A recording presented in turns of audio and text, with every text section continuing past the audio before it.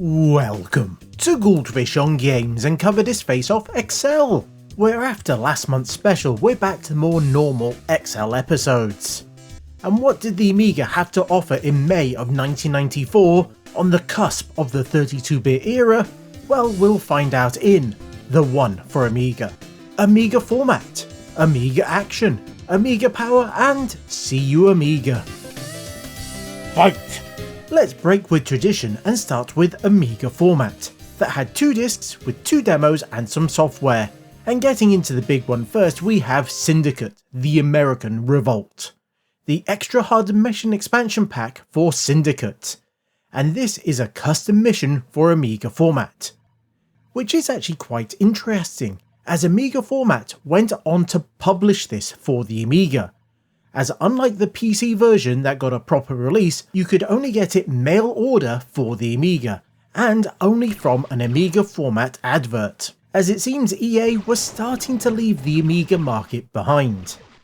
The demo plays much like the original game, as it's mostly just newer, harder missions, as well as a couple of new weapons. Now in this demo, it gives you a good idea of what to expect, as you'll need to rush out and try and protect the Amiga Format editor from the large number of agents that are trying to take them out. Now at your disposal are 4 of your own agents who have all been boosted up quite high, and have a decent range of weapons, including the laser that's absolutely devastating, but there is only a limited amount of ammo. But don't hang around too long, or you're going to have to sit through the static screens that look like the menu again, as the editor will get taken out very easily. Or you might even destroy them yourselves by accidentally shooting the car next to them.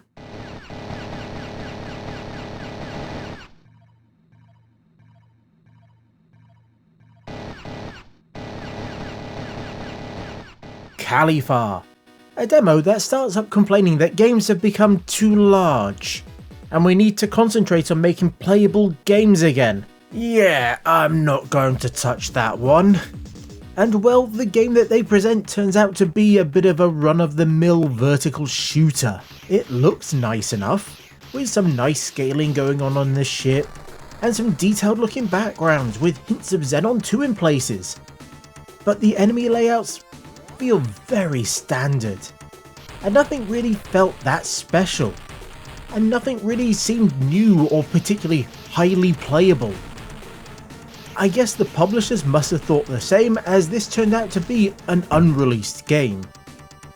Now it's not a bad title in any way, there are upgrades and screen clearing bombs, but after those initial messages, I think we were all hoping for a lot more than this.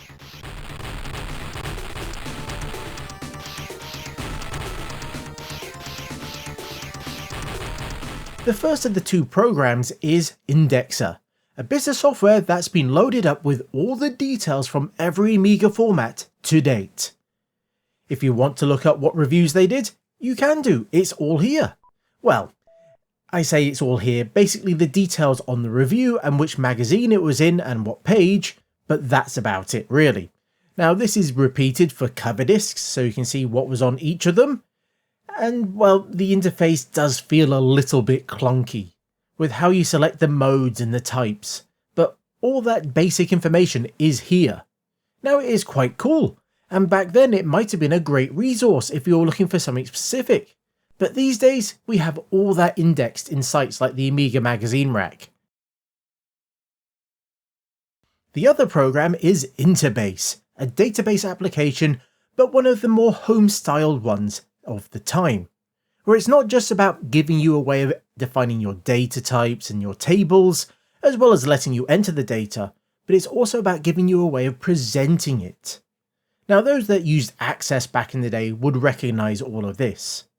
And with the provided examples you can see how powerful it is, as they even made a data and layout that let you enter in images and then load them up and display them.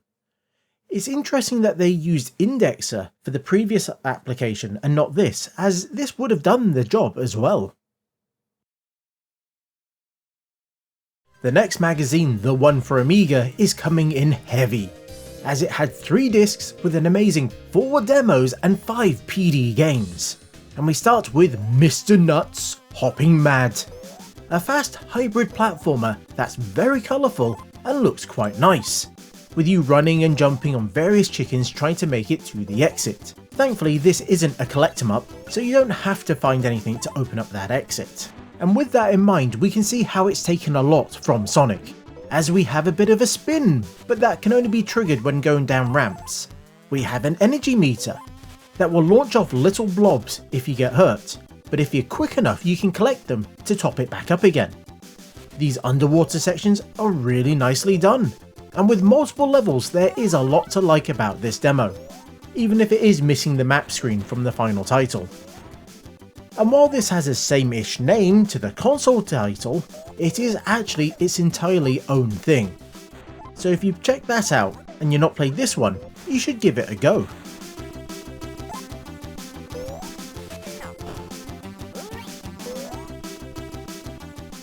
Clockwiser, an interesting puzzle game that actually included a demo mode that tells you how to play the game, which is always welcome. Now in its most simple premise, you have to make the left hand side of the screen match the right hand side, which you'll do by dragging a rope around the blocks that you want to move and then rotate them.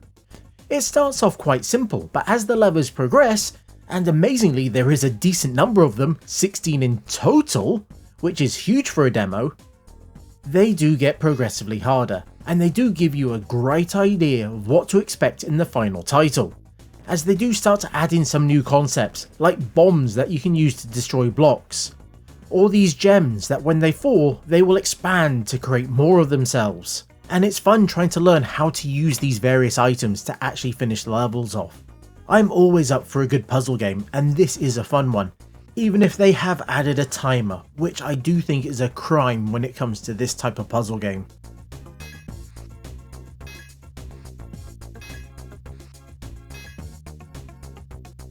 Ouch! A PD game that is effectively a computer version of Whack-A-Mole. It's very basic, even if it does have some fun sound effects, but it is a bit too fussy of where you have to hit those moles. Possibly a fun one if you've got younger kids, but this wouldn't have been something that I would have actively played back then or even now. Ow! Ooh, that's mine. Ooh, that's mine. Ow! Tanks and Stuff. A multiplayer game that has 4 players that will be dropped into a level, with one of them being controlled by the computer, where you get to drive around in your tank or boat depending on which level you selected, trying to collect the flags, of which you can only hold 3 at any one time, with the real goal of dropping them off at your base, and whoever has the most number of flags when the timer runs out is the winner. Now you can't change the timer in the demo, so it is an extremely long time, but that does just give you more time to attack the other players, or be attacked by them, or by the turrets that are strewn around the levels. Now if you're very clever, you can actually find the other players' bases and then nick some of their flags. Now I could see this being a lot of fun if you got enough people together, and with the full game, I think setting the timer down might be a good idea.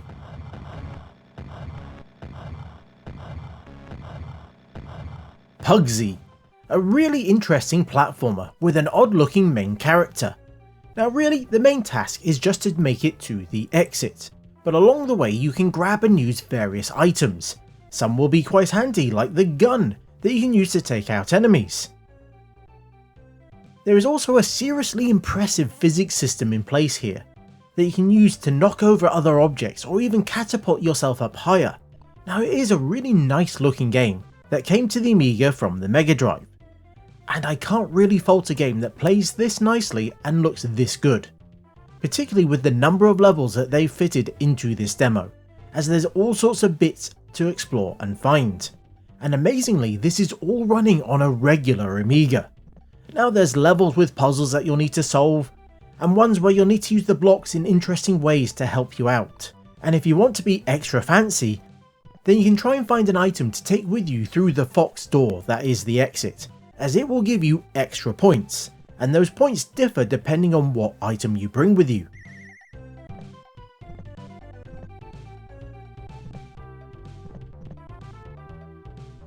Xmas Time. It's a bit of an odd one to release this in May, But the One has never really cared too much about these sorts of things. Now the PD game itself is nice enough looking and plays fine as well. The basics are that you have to collect a set number of presents on each level, but every time you pick one up, the next one will randomly show up in the map. And it will require you to use those arrows to move up and down the various platformers, avoiding the baddies as you go, or you can whack them with your sack. That, to be honest, sounds like it's full of broken glass. Maybe Santa should have double checked what was in that before he started swinging it around. Now in many ways this is similar to a few other PD games that we've played in the past, but this one does play a bit better.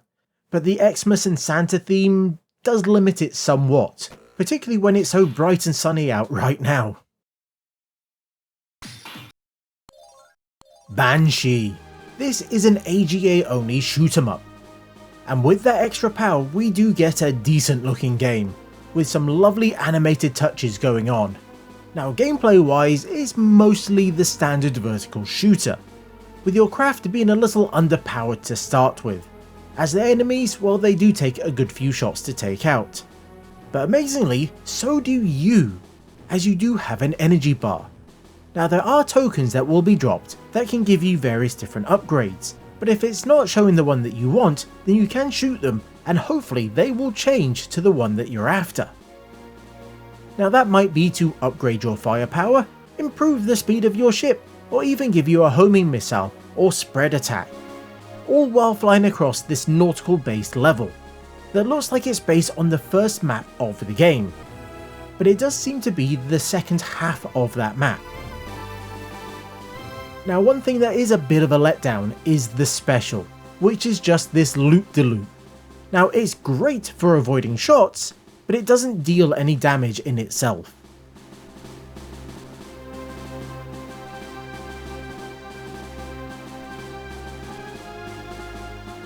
Smidge. We get another chance to play one of the best PD shareware platformers around. Now this does look great for a PD game, and it does play quite well. Now it's not going to be doing anything particularly new, but in saying that, it is doing it better than some of the commercially released Amiga games that I've played in the past. As the platforming feels good, with precise controls, and it's not a collect 'em up. Even if it is still a bright and colourful, in a typical Euro platformer style. But it has some lovely little touches, like the sound effects ticking up when you collect multiple items in a row, or getting more points if you chain jumps with enemies. Now there are a decent number of levels in this demo, and the final release was renamed to Morton Strikes Back, and even got an AGA release. I'd love to track down a proper copy of this one.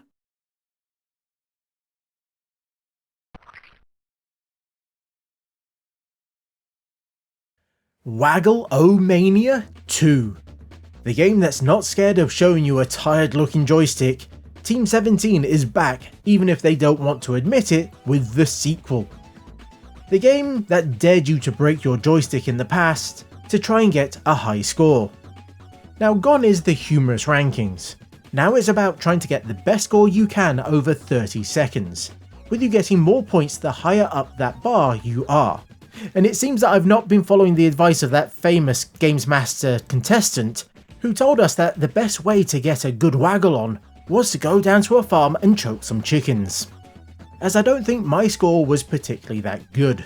One of the other changes that they made was to do a 2-player mode, with whoever gets the top being the winner, which turns out to be extremely easy if you don't switch out the mouse for a joystick and then just tap it. Who else could come next but Amiga Power? And on their big top 100 issue they had 2 discs with a single demo and 7 PD games. And that demo was for Banshee. Yeah, this demo is getting around today. But this time we get to see the first half of that starting level. But everything else is the same. We just fly across those huge battleships at the beginning, and we also have to deal with a mini-boss in the form of a large set of aircrafts. And between the demos, we almost get an entire first level.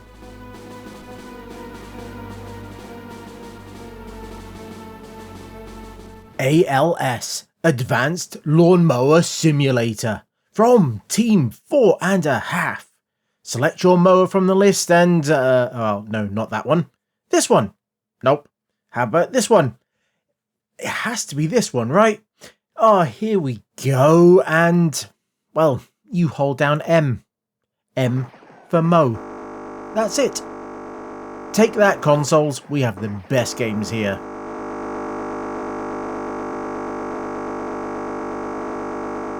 Monaco, a PD conversion of Monaco GP, and this is an avoid 'em up style racer, as your car, when it hits top speed, will easily outpace everything else.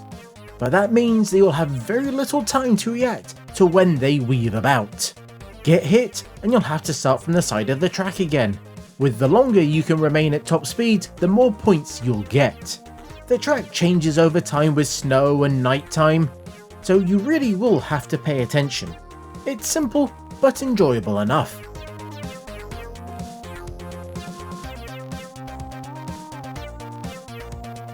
Sokoban, a PD game living up to its genre-based name. You are the blue blob, and you need to push blocks around so they end up filling the in squares. Do that, and you get to move on to the next level. It looks nice enough, but the movement does feel a little weird. The slight delay in movement and then that smooth but slow travel when you actually do start moving, it doesn't quite feel right to me. It's one of those games where I think it works better with the more instant style movement. But for a free game, you can't go wrong as there is a good number of levels here for you to play.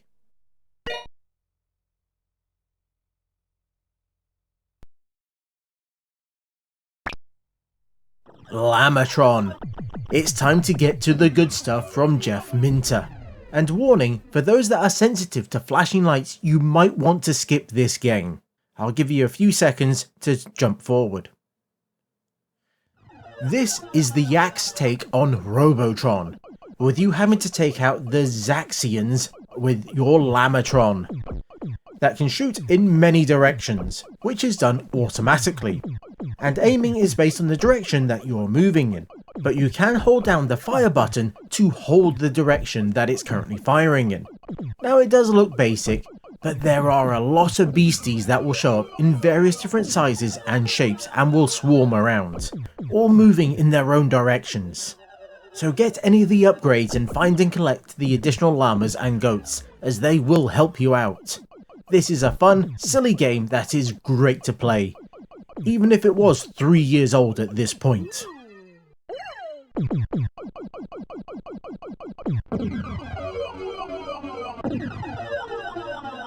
Asteroids, a no-fuss remake of the arcade classic, with a vector style view as well. No fancy graphics or upgrades here, it's just you against the asteroids that will break up as you shoot them. If you want a no-frills version of Asteroids, this is a great place to start.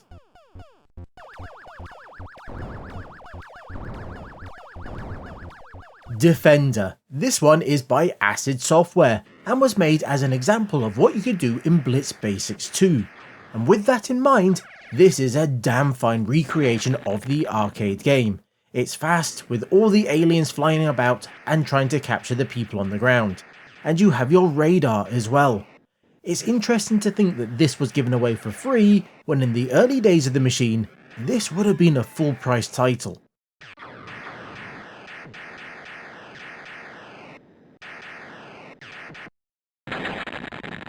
Pong. And we finish off Amiga Power with another arcade conversion, even if I guess most people, including me, think of it as being a dedicated home console game. More so in this coloured version of the title, that reminds me far more of the Pong clones that I have. This is a simple version of the game with just 2 players and no single player option. Coming to give us a break from all the PD is CU Amiga, that across its 3 discs gave us 3 demos as well as some software. And that starts off with Octamed 4, possibly one of the more famous music making applications on the Amiga. And with the discs they also provided 300 kilobytes of samples for you to use, as well as a single song that you could load in to try it all out.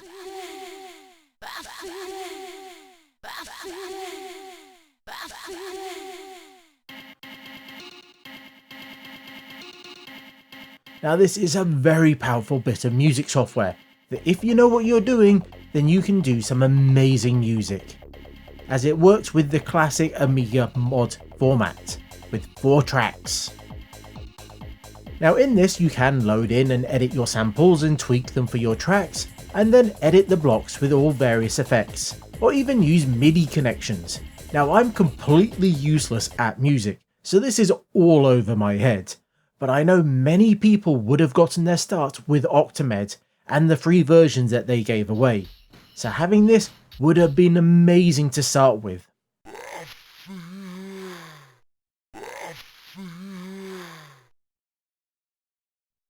Bubble and squeak. Now after seeing the classic Amiga version last month, we get to see the original AGA version this one.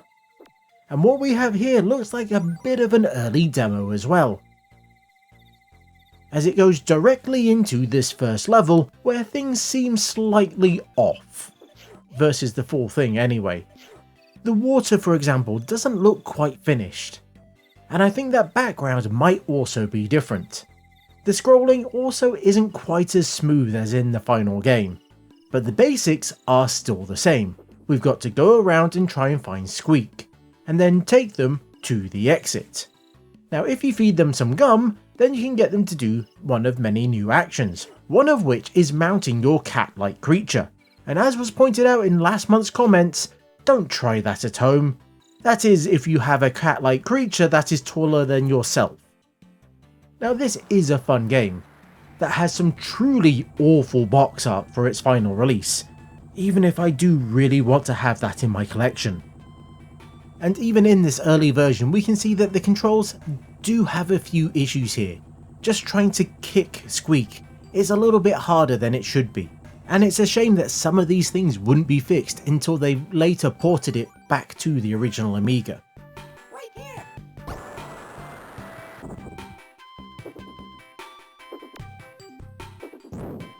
Bump and Burn. This was an attempt at making a kart racer, but using the more standard view and road drawing that we had come to expect on the Amiga. So it's a bit of a Mario Kart mixed with Lotus, if you will. And is it just me, or are those sound effects directly taken from Lotus?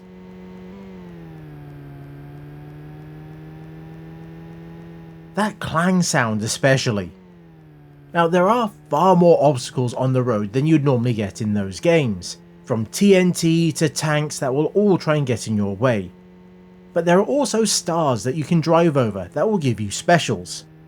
It's a fun enough game that actually does run quite nicely, but obviously it's not up to the kart standards of the time. But it does look nice enough for an Amiga racing game, and it has all those extras on top as well.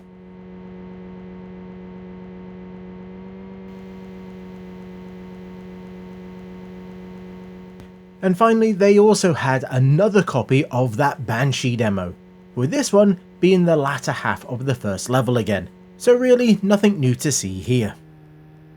And finally we have Amiga Action, that came with 2 discs and just 2 demos. The first one being for Sierra Soccer World Challenge. Now me and soccer games really make for a good fit, and I doubt this one will be much different, as it starts with a huge amount of stats on our pre-selected team. And the match itself though is presented in this 3D-ish view. Now it's not quite top down, but it's more of an angle, with the pitch being drawn with lines and shapes, and the footballers, while being quite small, are nicely animated. It almost looks as if they might have been drawn in 3D as well. But I think they are sprites just with lots of frames of animation to make them move around very smoothly. Now the computer does not go easy on you, and will be constantly pushing the ball down towards your net, all while you're trying to get to grips with the controls. Now overall this does seem fine enough. It's not really a game that I would actively seek out and play, but that is very much a me issue and not a problem with the game itself.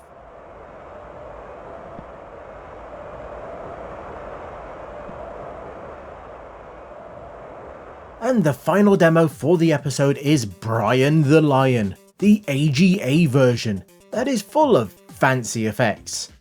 And what we get is a mascot style platformer, with the named Brian the Lion as our character, who does move around quite quickly and can swipe with their claws or charge up for a roar attack that will take care of smaller enemies or stun larger ones.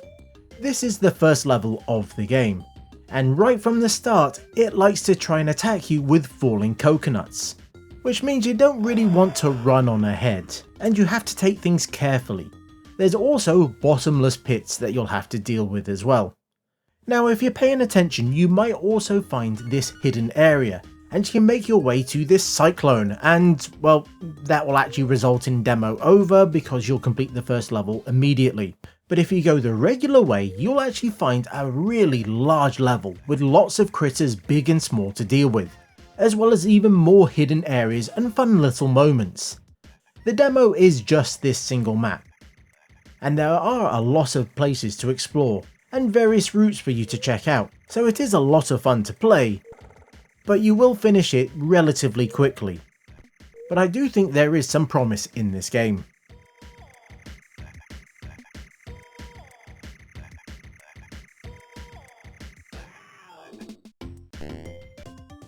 And there we have it.